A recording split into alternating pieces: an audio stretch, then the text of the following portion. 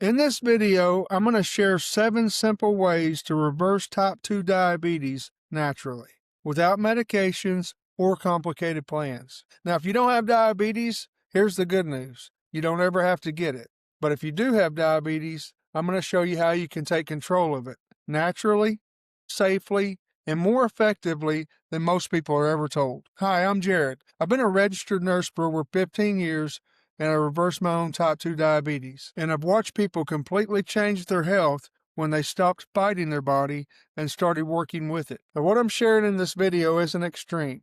It's not about more willpower. It's about understanding how the body actually works and then giving it the conditions that it needs to heal. So let's get into it. There's a simple truth that most people never hear. If you go back over 2,500 years to Hippocrates, the father of medicine, he wrote extensively about the human body, but he never mentioned diabetes, not one time. Why? Because diabetes is largely a modern disease. It didn't exist at anything close to today's levels even 50 years ago. So what changed? Ultra-processed foods, constant snacking, hidden sugars, sedentary lifestyles, chronic stress, and diets built around fast-digesting carbohydrates. Diabetes isn't a mystery. It's a lifestyle condition.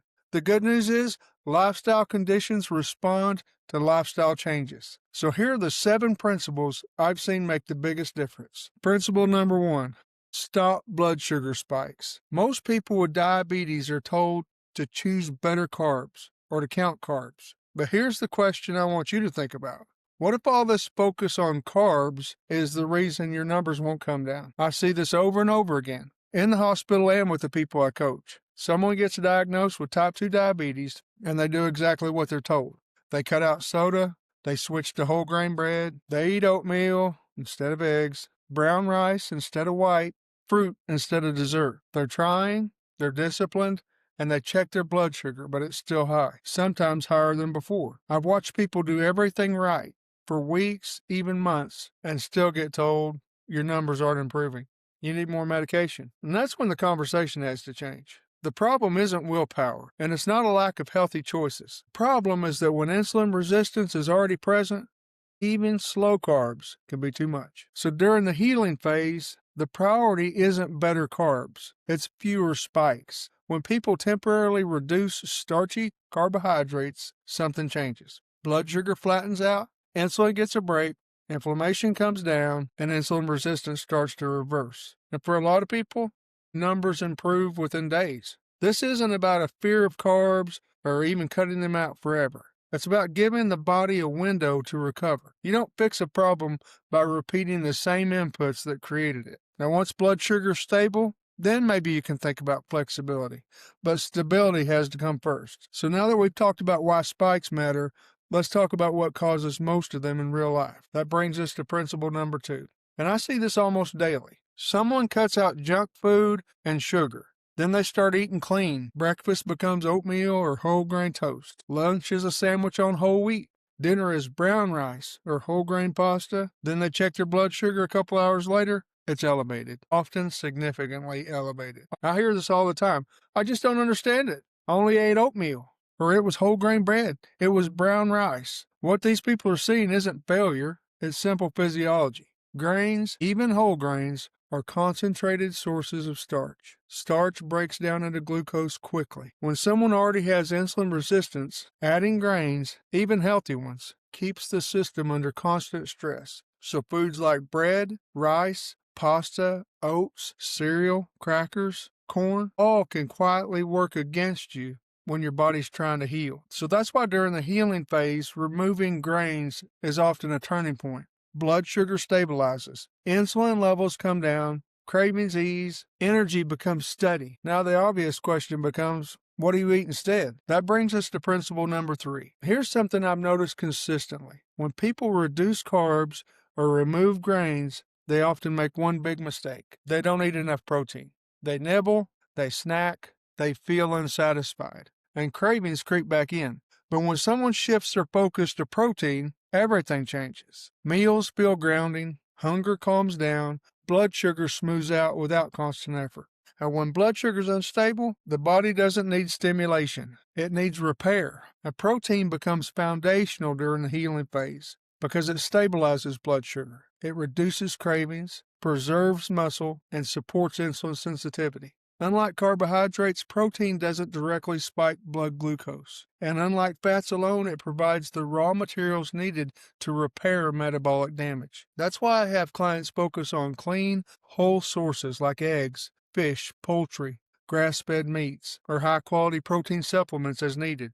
Because when protein intake is adequate, something interesting happens. Blood sugar stabilizes naturally. Without calorie counting, without restriction, without trying harder. Protein repairs the system, but it doesn't fuel it. That brings us to principle number 4. If you've reduced carbs and prioritized protein, the next question is simple. Where's your energy supposed to come from now? This is where a lot of people get stuck. They cut carbs, they eat protein, but they're still tired. Low energy, flat, sometimes shaky between meals. So what's happening isn't a lack of food, it's a lack of fuel. When carbohydrates are reduced, the body needs a different primary fuel source, and that fuel is fat. Healthy fats provide steady energy without spiking blood sugar and without overworking insulin. This shift allows the body to burn stored fat more efficiently, lower insulin demand, reduce inflammation, restore metabolic flexibility. I have my clients focus on natural, unprocessed fats like avocados, olive oil, coconut products, nuts and seeds, quality meats, cheeses, and other natural fats like butter.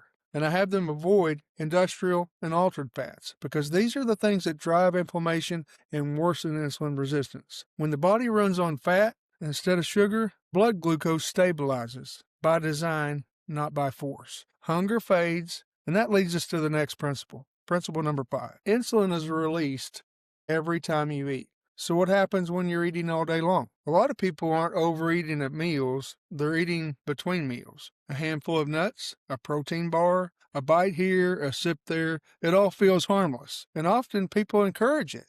But when insulin stays elevated all day long, cells stop responding to it.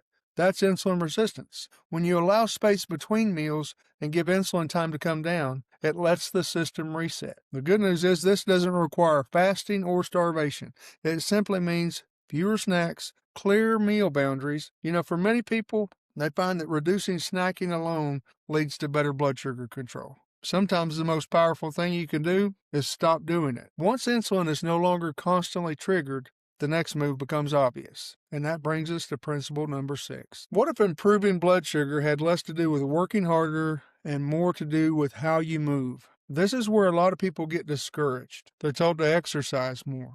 So they do longer workouts, harder workouts. They push themselves, even when energy is low. When their numbers don't approve, they assume they're failing. But the truth is, your body doesn't need punishment.